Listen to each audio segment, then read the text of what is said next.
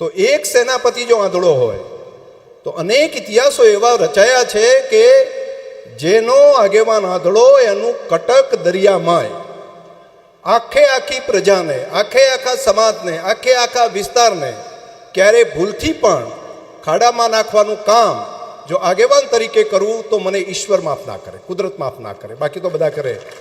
હું માત્ર મતોના કારણે કરીને, હું મતના ડરના કારણે કરીને સમાજને નુકસાન થતું હોય, પ્રજાને નુકસાન થતું હોય એવું ક્યારેય નિર્ણય હું કરી શકું નહીં. અને મને જે ઈશ્વરે બતાવ્યું હોય, કરતું હોય એ પ્રમાણે અત્યાર સુધીમાં કર્યું છે. અને બધાની વચ્ચે જાહેરમાં બધાની હાજરીમાં આ રીતે વાત કરું છું કે હું કંઈ પણ વાત કરતો હોય તો હું ભૂલ થઈ ગઈ, સમજણ વગર કર્યું એવું કોઈ નથી કહેતો. હું કંઈ પણ નિર્ણય કરતો હોય તો ઈશ્વરને પ્રાર્થના કરી, પરમાત્માને પ્રાર્થના કરીને એ મને જે સૂઝવાડે એ પ્રમાણેના અત્યાર સુધીના નિર્ણયો કર્યા છે. અમુકને અઠવાડિયામાં ખબર પડે, અમુકને 15 દાડે ખબર પડે, અમુક મહિના પછી કંઈક ના સાચા હતા, અમુક 6 મહિના પછી કહે છે કે ના તમે સાચા હતા, અમુકને 12 મહિના પછી પણ કહે છે કે ના તમે રસ્તો જે પકડ્યો હતો એ સાચો હતો. એ સાચો જેને જ્યારે જે સમજવો એ સમજે. પરંતુ મને જ્યારે ઈશ્વર સમજાવે છે, મને જ્યારે કુદરત એમ કહે છે કે આ રસ્તા ઉપર બધા આપણે સાચા હોઈએ, તો બધાને ખોટા રસ્તા ઉપર લઈ જવાનું હું કહું નહીં.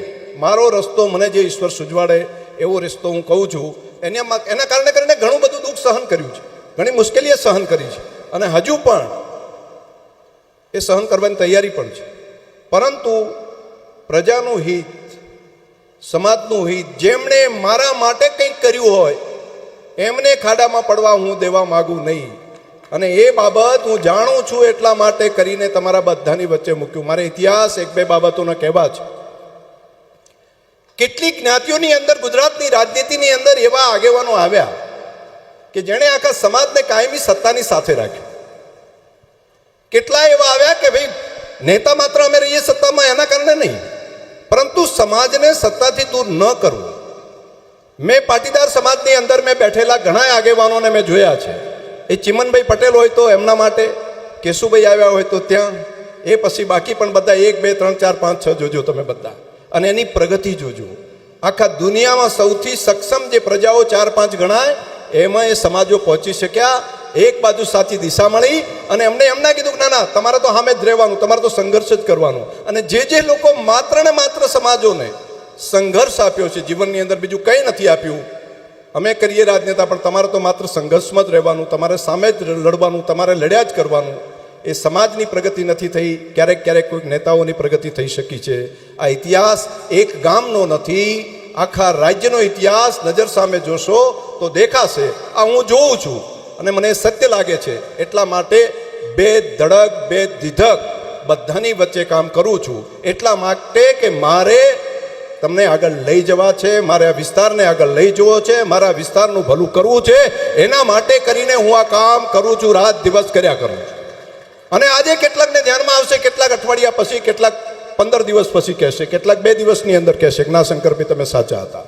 મારે તમારા બધાની વચ્ચે આજે આ સામાજિક પ્રસંગની અંદર પણ આટલી વાત એટલા માટે કહેવાની આવી કે ક્યાંક ક્યાંક ચર્ચાઓ બાકી બીજા ત્રીજા આમ તેમ બીજું ચાલતું હોય છે. એટલે બધાનાથી પહેલેથી કઈ રાખેલું હોય તો બધાને ધ્યાન ઉપર રહે. એટલા માટે કે ભાઈ શંકરભાઈ આવું કહેતો હતો, આ માણસ આવું આપણને વાત કરતો હતો, અને આવા એક ગામની અંદર કાર્યક્રમ હતો ને એની અંદર બધાની હાજરીમાં આવું બોલ્યો હતો અને જાહેરમાં બોલ્યો હતો. એટલા માટે કરીને કોઈ પાછળથી વાત કરતા હોય તો ધ્યાનમાં આવે. બીજી વાત, રાજનેતાઓ શું કરી શકે? માત્ર દિશા આપી શકે. રાજનેતાઓ કોઈ જીવાડી ના શકે. રાજનેતાઓ કંઈ રોટલા પૂરા ના પાડી શકે. રાજનેતાઓનું કોઈ પણ કામ, લીડર સામાજિક હોય, ધાર્મિક હોય કે શૈક્ષણિક હોય, એનું એકમાત્ર કામ છે દિશા આપવાનું. તમને સાચી દિશાએ લઈ જાય, તમને સાચા રસ્તા ઉપર લઈ જાય. તમે સુખી જે રસ્તા ઉપર થવાના હોય એ દિશાનો ઈશારો કરે કે આ રસ્તા ઉપર જશો તો આપણે બધાએ નવી પેઢી તમારી સુખી થશે. લીડરનું કામ આ જ છે. બાકી લીડરો આવીને તમારું કંઈક હોળ હાકી દેવું કામ એમનું નથી. લીડરો આવીને કે તમારા રોટલા ઘડાઈ દેવું કામ નથી. એનું માત્ર ને માત્ર સાચી દ્રષ્ટિ હોય, એને 5 ડગલા દૂરનું દેખાતું હોય, અને 5 ડગલા દૂરનું દેખાતું હોય તો એ પ્રજા પાસે જઈને બતાવે કે તમે આ રસ્તા ઉપર જશો તો તમે બધા સુખી થશો. આ કામ લીડરનું છે. અને પરમાત્માએ આપણે બધાને ખૂબ સરસ મજાના નેતાઓ આપ્યા છે અને આ નેતાઓના આધાર ઉપર તમે બધા ખૂબ પ્રગતિ કરો, બધા ખૂબ આગળ વધો એવી હૃદયથી શુભકામનાઓ. અને પ્રગતિ કરવા માટે આ સમય જ્ઞાનનો છે, માત્ર મજૂરીનો નથી. જ્ઞાનનો સમય છે, ઇન્ફોર્મેશન ને નોલેજનો સમય છે. જે સોયકાથી નહોતું બદલાતું માત્ર 10 વર્ષમાં બદલાઈ રહ્યું છે. આપણને લાગે કે હું તો તમારો બાપ, પણ બાપ તરીકે આપણને લાગે કે મને બધી માહિતી હોય ઘણી. ના, એવું ના હોય. તમારા કરતા, તમારા દીકરા કરતા દીકરાનો નાનકડો દીકરો હોય એની પાસે જઈને જુઓ. આપણે જો અંગૂઠાથી આમને આમ મોબાઈલની લાલ ને લીલું બટન દબાયા કરીએ છીએ. એ નાનો પોરિયું હોય તમારું ત્રીજી પેઢીનું, એને બતાવો, આખું ફેદી નાખશે. અને તમને જે નહીં આવડતું એને આવડે છે, તો એનો મતલબ શું થયો? તો આપણે 50 વર્ષ સુધી જીવ્યા, આપણે 80 વર્ષ સુધી જીવ્યા, એને માત્ર જન્મ્યાને 5 વર્ષ થયા છે.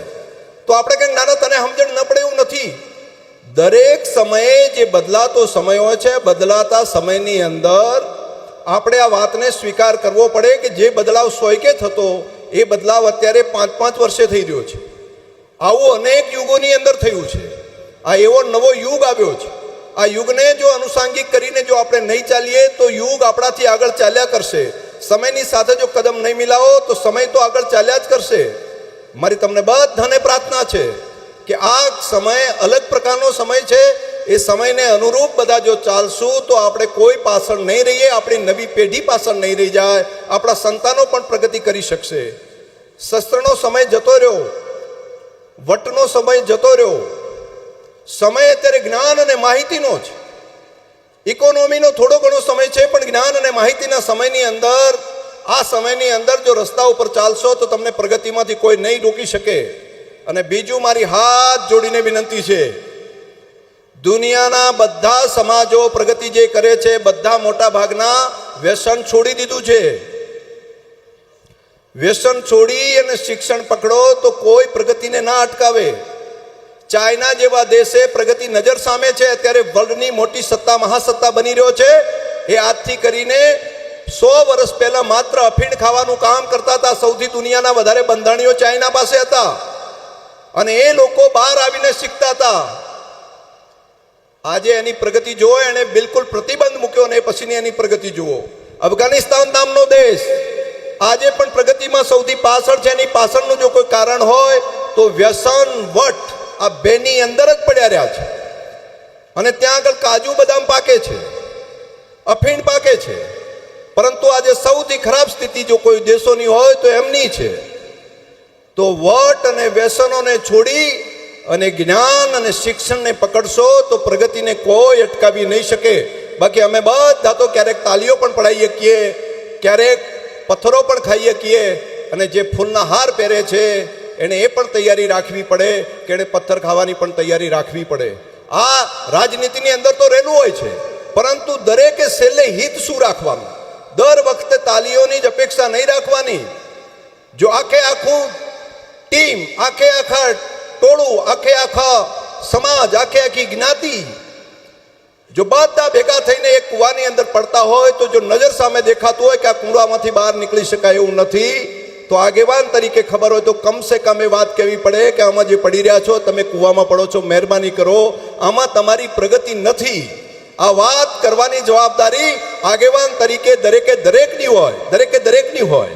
એમાં ગામ કક્ષાનો આગેવાન હોય, તાલુકા કક્ષાનો આગેવાન હોય, ઘરનો હોય. ઘરના છોકરા જો 5 આગા પાછા કરીને નુકસાન કરતા હોય તો ઘરના આગેવાને બાપ તરીકે, વડીલ તરીકે, મોટા ભાઈ તરીકે એમ કહેવું પડે કે જો અહીંયા આગળ પડશું તો તમને આ નુકસાન થઈ રહ્યું છે. એમ ના કહેવાય કે 5-7 જણા ભેગા થઈને એમ કહે છે કે ના ના ના ના આપણે તો આ જ કરવું છે. વડીલ તરીકેની તો ભૂમિકા આપણે ભૂલ્યા કહેવાય. આટલી બાબત એક આગેવાન તરીકે આજના પ્રસંગમાં આવ્યો હતો. એટલા માટે તમને બધાને વિનમ્રતાપૂર્વક એક સમાજના દીકરા તરીકે મને અંદરથી લાગણી છે. એટલા માટે મને એવું લાગે છે કે હું જે કંઈ ઈશ્વર મને કંઈ સૂઝવાડે છે એ હું કહી રહ્યો છું. મેં મારી વાતની અંદર ક્યાંય આમ કે આમ નથી રાખ્યું. હું મારા મનને, મને એ ખબર છે કે એની જગ્યાએ હું બીજું કંઈ બોલું તો ખૂબ તાલીઓ પડાવી શકું. આવી સમજણ પડે છે. જાહેર જીવનમાં છું, મતની રાજનીતિની અંદર છું, અને દર વખતે મતની ગરજ હોય છે. છતાં પણ બધાને મને લાગે છે કે મતની રાજનીતિ કરવા વાળા તો ખૂબ લોકો મળશે, પરંતુ સાચી દિશા બતાવવા વાળા બહુ ઓછા લોકો મળશે. મારે એ કામ કરવું છે. રાજનીતિ તો ખૂબ કરી, 5 વર્ષ સુધી ધારાસભ્ય તરીકે પણ રહ્યો. તમારા બધાના આશીર્વાદથી રાજ્યની રાજનીતિ મેં કરી છે, મેં જોઈ છે, મેં અનુભવી છે. એટલા માટે તમને બધાને આ દિશા આપવાનું કામ નાનકડું એક રાજનીતિનું કર્યું. અને બીજું, જ્ઞાન પકડી લો, કોઈ નહીં અટકાઈ શકે. નેતાઓ નહીં હોય તો ચાલશે, પૈસા ઓછા હશે તો ચાલશે. જ્ઞાન જો શિક્ષણ પકડી લીધું ને તો કોઈ તમને અટકાઈ નહીં શકે. આટલી જ વાત તમારા બધાની વચ્ચે મારે કહેવી હતી. નેલોલ ગામે આવ્યો છું ત્યારે કમાલીમાં હમણાં નેલોલથી અહીં આવ્યો, ત્યાં રસ્તામાં આવતા જ વાત થઈ તો નેલોલના રસ્તા ઉપર તલાવ એક બનાવ્યું છે. અને બાપજી બધા ગામના અમારા સરપંચશ્રીને બધાની લાગણી હતી કે ડેરી દ્વારા તલાવ એક બનાવી નાખો. હવે ખાલી તલાવ બનાવી તો દીધું છે, પણ એ તલાવ ભરવા માટેનો પણ સંકલ્પ આપ બધાની હાજરીમાં કરું છું કે આ તલાવ ભરવાનું કામ પણ અહીં આગળ થશે. આશ્રમની અંદર જે દિવસે આવ્યો તે દિવસે વાત કરી હતી કે કોમ્યુનિટી હોલ સારો બને અને એના માટે કરીને 10 લાખ રૂપિયા દાન આપવાની વાત કરી હતી. બાપજી એ પણ મંજૂર કરાવી દીધા છે અહીંયા ગામના જ, એટલે એની પણ જાહેરાત આ બધાની વચ્ચે આવ્યો છું કરું છું. મારાથી જે બનતું હશે એ કામ, મારાથી જે બનતું હશે સુખ દુઃખની અંદર સાથે રહીશ. ખોટો રસ્તો હશે તો તમને ટકોર કરતો રહીશ. માનવું ન માનવું એ તમારો વિષય છે, પરંતુ તમે મારા ઉપર ખૂબ મોટો ઉપકાર કરેલો છે. એ ઉપકારનો બદલો હું ન ભૂલી શકું. એટલા માટે તમારું હિત હોય એ હિતને નુકસાન ન થવા દઉં એના માટેનું પૂરેપૂરું ધ્યાન રાખીશ. એટલી જ વાત સાથે આપ સૌનો હૃદયથી ખૂબ ખૂબ આભાર. બોલો રાજેશ્વર ભગવાન કી. આપ સૌનો હૃદયથી ખૂબ આભાર, ધન્યવાદ.